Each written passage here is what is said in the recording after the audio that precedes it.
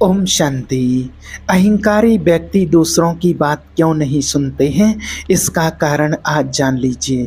ये तो हमने सुना है कई बार कि अहंकारी व्यक्ति जो होता है वो किसी की बात को न सुनता है न समझता है, लेकिन उसका क्या कारण है कि वो दूसरों की बात को क्यों नहीं सुनना चाहता है।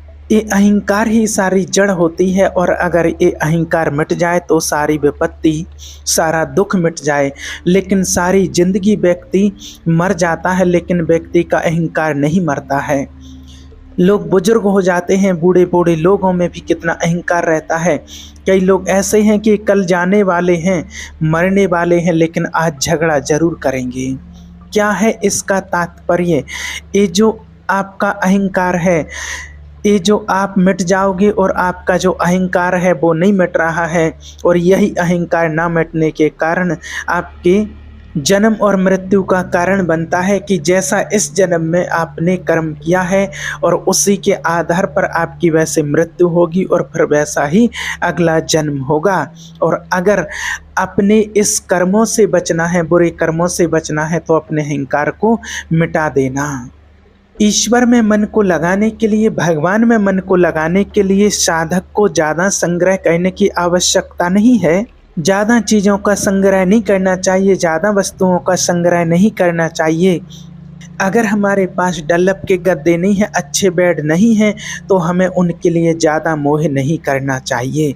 हमें तो पलंग पर नहीं तो ज़मीन पर लेटने का भी अभ्यास करना चाहिए।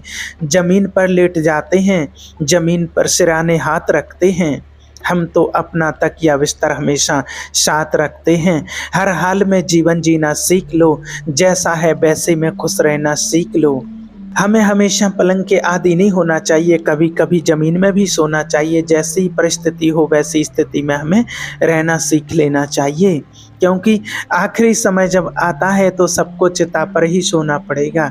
लकड़ियाँ होती हैं, वहाँ पर कोई गद्दे नहीं होते हैं। अभी से अभ्यास करना चाहिए इस चीज़ का। लकड़ियों की चिता होती है, वहाँ कोई मखमल के गद्दे नहीं बिछाए जाते हैं, और ना कोई ऊपर कंबल रजाई होंगे। नीचे लकड़ियों का बिस्तर होगा, ऊपर से मोटी मोटी लकड़ियाँ। थोड़ा बहुत भी वहाँ किसी को सुख नहीं मिलता है, इतनी मोटी मोटी लकड़ियाँ वहाँ पर रखी जाती हैं। भगवान के स्वभाव को समझने की कोशिश कीजिए कि उनका स्वभाव कैसा होता है। जब दुर्योधन पांडवों को देश निकाला दे चुका था जुआ के कारण, तब विदुर जी ने बहुत समझाया था, लेकिन विदुर जी को ही घर से निकाल दिया।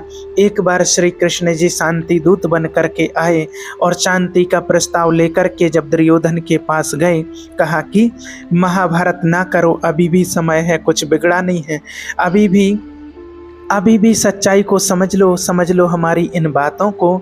लेकिन वही बात आ जाती है, दुर्योधन क्यों नहीं श्री कृष्ण भगवान जी की बात को समझता है? क्योंकि अहंकार है। अहंकार के कारण अहंकारी व्यक्ति कभी किसी की बात को समझता नहीं है। उसे लगता है कि हम ही समझदार हैं, वो किसी को समझदार मानता ही नहीं, वो अपने आप को ही सबसे बड़ा ज्ञानी समझता है। इसलिए आपसे कहते हैं कि अहंकार को त्याग देना चाहिए। दुर्योधन ने अहंकार नहीं त्यागा। श्री कृष्ण जी ने शांति का प्रस्ताव रखा, दुर्योधन ने नहीं माना। विदुर जी से श्री कृष्ण जी ने कहा तुम्हारे यहाँ आएंगे भोजन करने, और दुर्योधन ने कहा कि हमारी माँ ने 56 प्रकार के भोजन बनाए हैं। इसकी पूरी बात कैसे थी वो आपको बताते हैं। जब शांति दूत बन करके कौरवों से कहा कि पांडवों को 5 गांव दे दो, दुर्योधन ने कहा कि आप पांडवों का पक्ष लेते हैं, हम आपको बंदी बनाएंगे, और सैनिकों को आदेश दे दिया दुर्योधन ने कि बंदी बना लो। अब बंदी बनाने चले श्री कृष्ण जी को, भगवान को, फिर उन्होंने अपना विराट स्वरूप दिखाया। फिर भी दुष्ट दुर्योधन नहीं समझता है, ना ही धृतराष्ट्र जी समझते हैं। और बाद में फिर भगवान श्री कृष्ण जी को मनाने के लिए कहते हैं कि मेरी माँ ने 56 भोग बनाए हैं, कन्हैया ग्रहण कर लो चल करके। और कन्हैया बोले कि हम आपके घर भोजन ग्रहण नहीं करेंगे, हमारा निमंत्रण तो ऑलरेडी विदुर जी के घर है। चल पड़े विदुर जी के यहाँ, और दुर्योधन के 56 भोगों को त्यागते हैं और विदुरानी के छिलकों का भोग लगाते हैं। कौन कहता है कि भगवान खाते ही नहीं हैं? अरे विदुरानी जैसा प्रेम हो, तो भगवान छिलके भी खाते हैं। सबरी जैसा प्रेम हो तो बेर भी खाते हैं, और सुदामा जैसा प्रेम और विश्वास हो तो सूखे चावल भी खाते हैं। कौन कहता है कि खाते नहीं? खिलाने वाले नहीं रह गए हैं सच्चे, खाने वाला तो आज भी है, हम खिलाने वाले बचे नहीं इसलिए खाते नहीं। आज भी आते हैं भगवान, लेकिन बुलाने वाले ऐसे नहीं रह गए। हमारे अंदर वो श्रद्धा नहीं है, वो प्रेम नहीं है, हमारे अंदर वो विश्वास नहीं है, इसलिए ईश्वर का अभाव है। या अगर भाव होगा तो अपने आप प्रकट होंगे।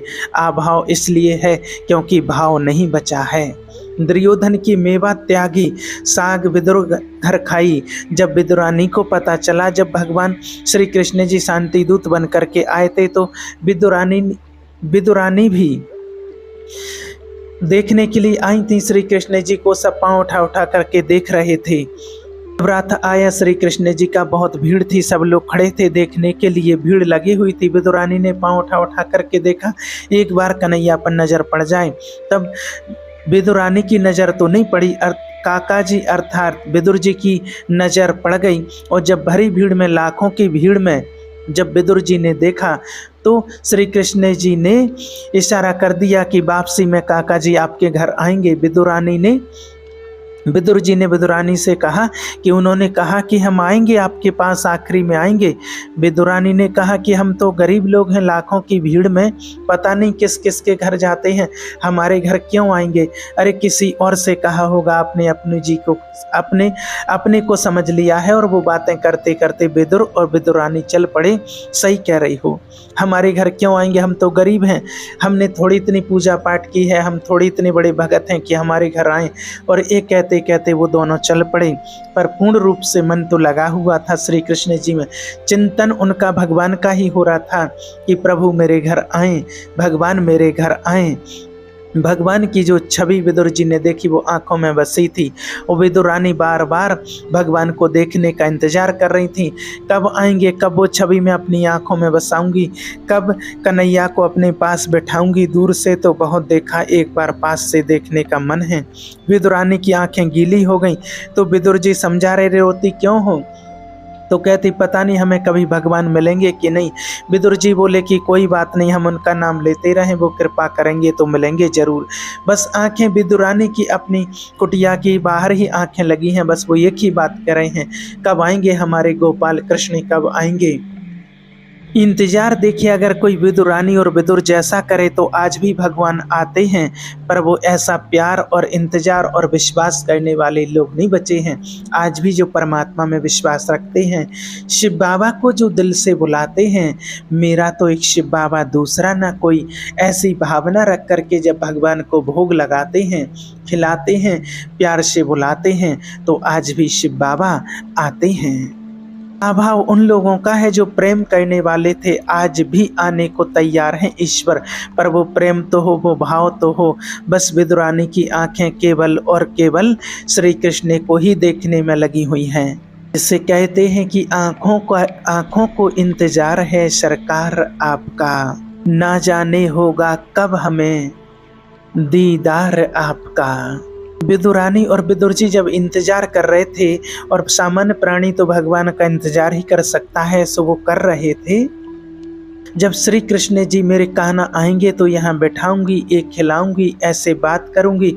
और जब विदुरानी ने देखा कि शायद वो आएंगे, मेरा मन कह रहा है कि आएंगे, तो विदुर जी बाजार चले गए सामान खरीदने। तब तक श्याम सुंदर आए, और जब देखा विदुरानी ने कि भगवान आए हैं, चरणों में लेट गई, प्रभु आप आ गए, मुझे विश्वास था कि आप जरूर आएंगे। चरणों में लेट करके प्रणाम किया, हाथ पकड़ करके बिठाया। कन्हैया ने कहा काकी जी बड़ी भूख लगी है, कुछ खिला दो। क्या खिलाऊं? कुछ था नहीं, साग थी नहीं की साग पक रही थी अभी बथुए की। और विदुर जी सामान लेने के लिए गए, लौटे नहीं। पके पके केले ले आई, श्याम सुंदर को देखती जा रही हैं, केला छीलती हैं और फल को फेंकती हैं और छिलका पकड़ाती जाती हैं। और वो धन्य है प्रभु, वो छिलकों का भोग लगा रहे हैं, छिलकों को खाते गए। तो विदुर जी महाराज आ जाते हैं, और विदुर जी देखते हैं कि भगवान छिलके खा रहे हैं, तुरंत थाली सजाई और विदुरानी को डांटा कि रे भगवान, ये कोई खिलाने की चीज़ है, छिलके खिला रही हो, क्या अपराध कर दिया तुमने, छिलका खिला दिया। तुरंत भगवान जी से माफ़ी मांगी, प्रभु क्षमा कर दो, ये भी मेवा मिष्ठान खा लो।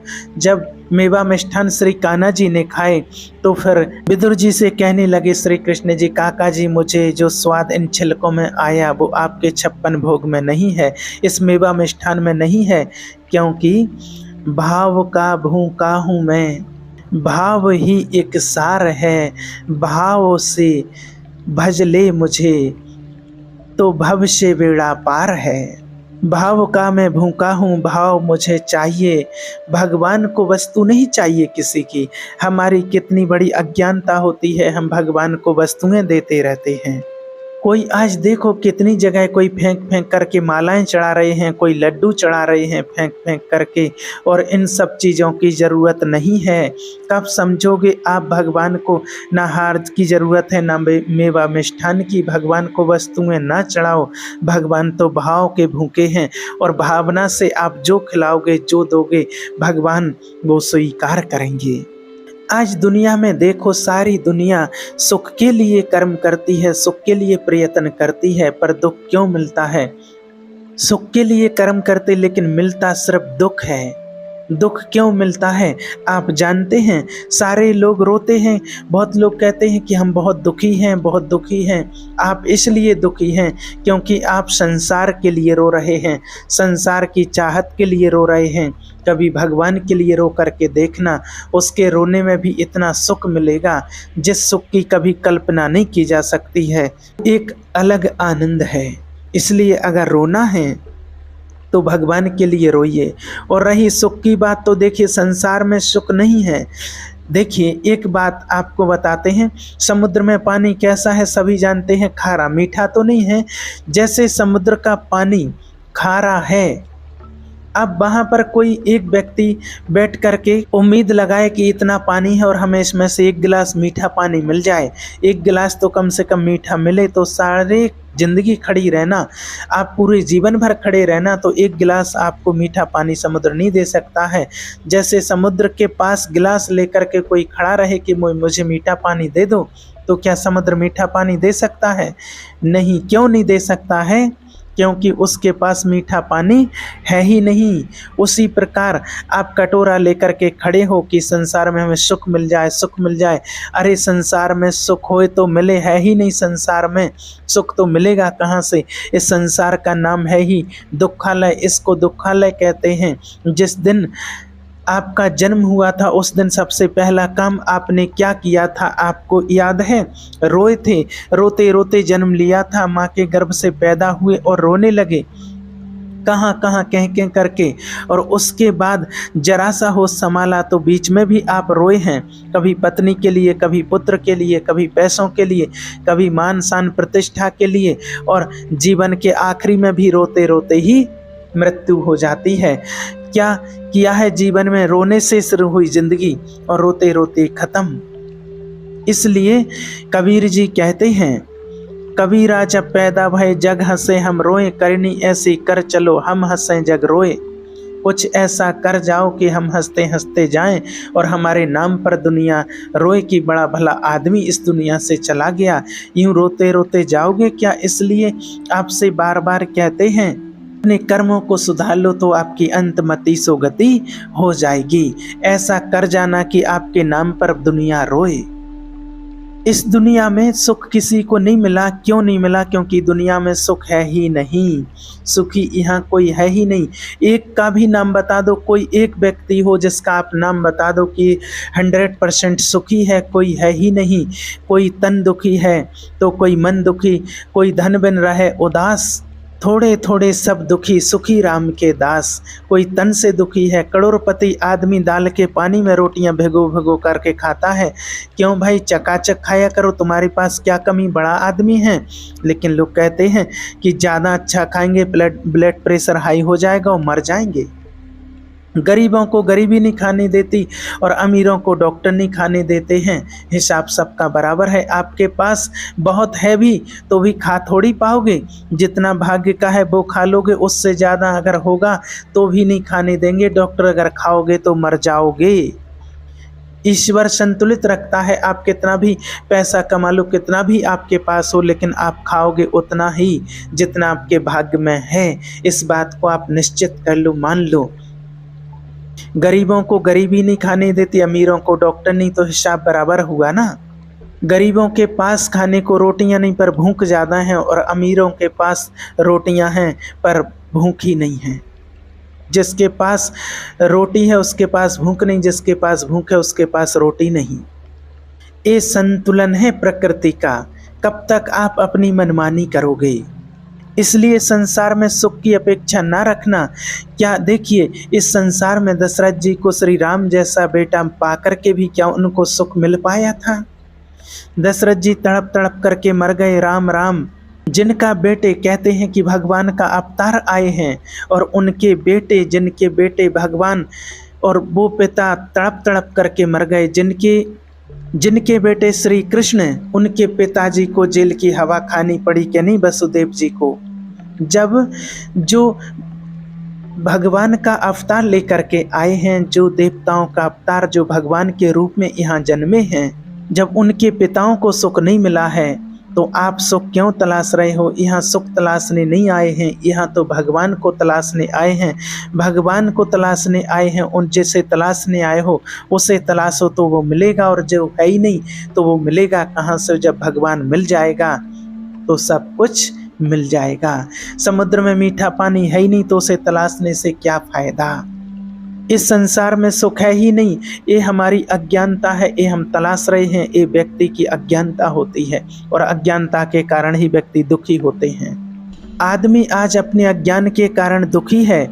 हम थोड़ी किसी को परेशान कर रहे हैं, कोई किसी को परेशान नहीं। व्यक्ति सब अपने अज्ञानता के कारण ही दुखी है। आपकी जो सुख की चाहत है वो ज़रूरत से ज़्यादा है।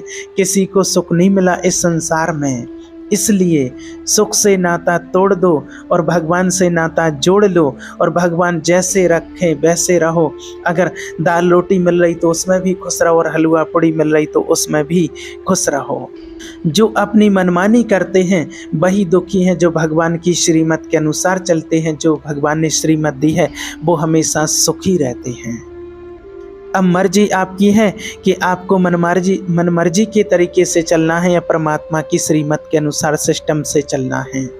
भगवान बस कहते हैं कि तुम अच्छा कर्म करो, और आपके भाग्य का सुख फिर कोई ले नहीं सकता है, और आपके भाग्य का दुख भी कोई भोग नहीं सकता है। आपकी प्रॉपर्टी के, आपके धन के, आपकी दौलत के 1000 उत्तराधिकारी हो जाएंगे।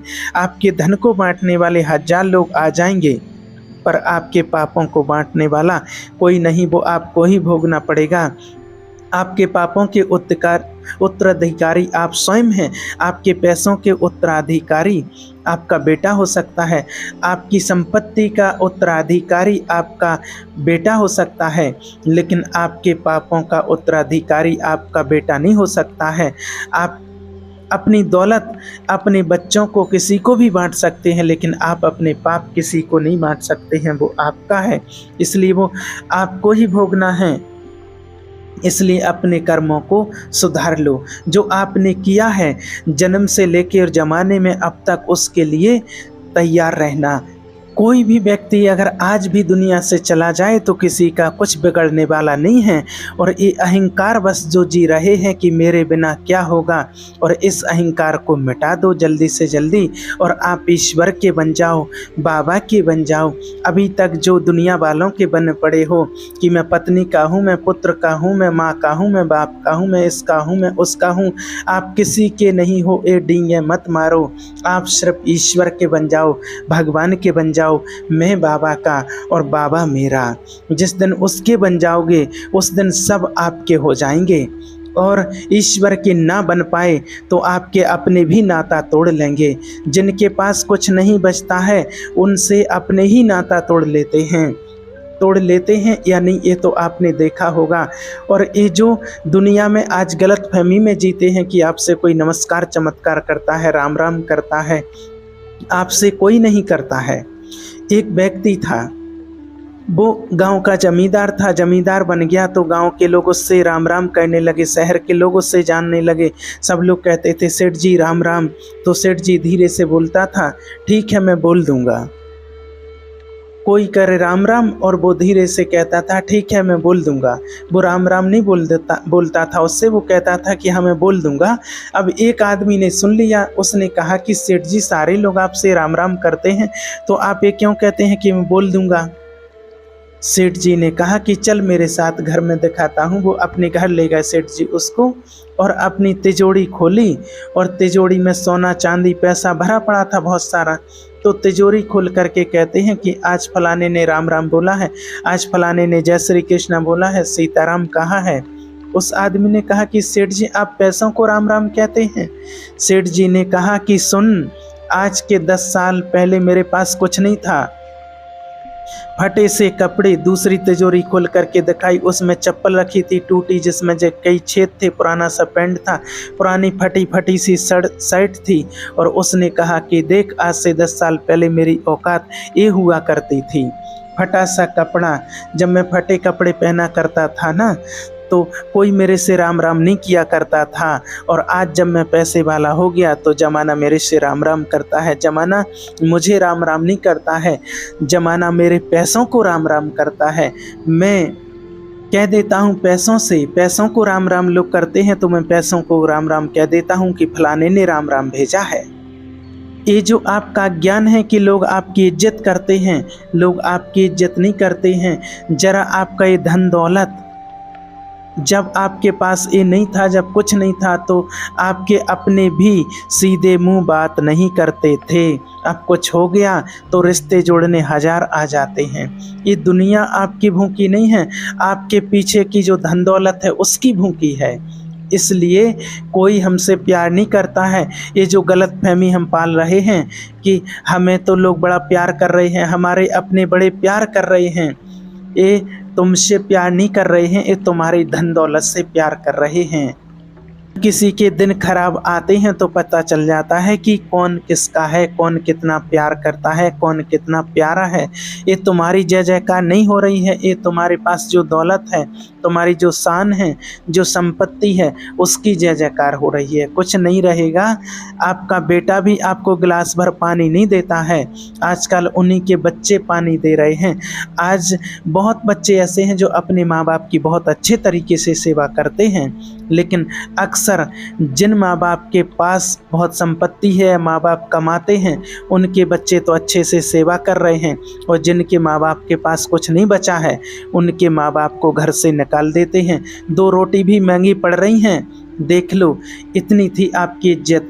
आपकी इज्जत सिर्फ पैसों तक ही थी। आज का इंसान इंसान की कदर नहीं करता है। आज का व्यक्ति इंसान की इज्जत कम करता है और धन की इज्जत ज़्यादा करता है। इस भ्रम में नहीं रहना कि दुनिया में लोग हमारी इज्जत कर रहे हैं। नहीं, आपके धन की इज्जत कर रहे हैं। आपकी वैल्यू तो तभी बढ़ती है जब आपके पास कोई धन है, और धन नहीं है तो आपकी कोई इज्जत नहीं करता है। और भगवान को चाहिए आपका मन, भगवान को आपका धन नहीं चाहिए। इसलिए किसी भी प्रकार का अहंकार, ईगो नहीं होना चाहिए, और सारे अहंकार देवभान को त्याग करके और भगवान के बन जाओ तो आपका सब कुछ अच्छा हो जाएगा। ओम शांति।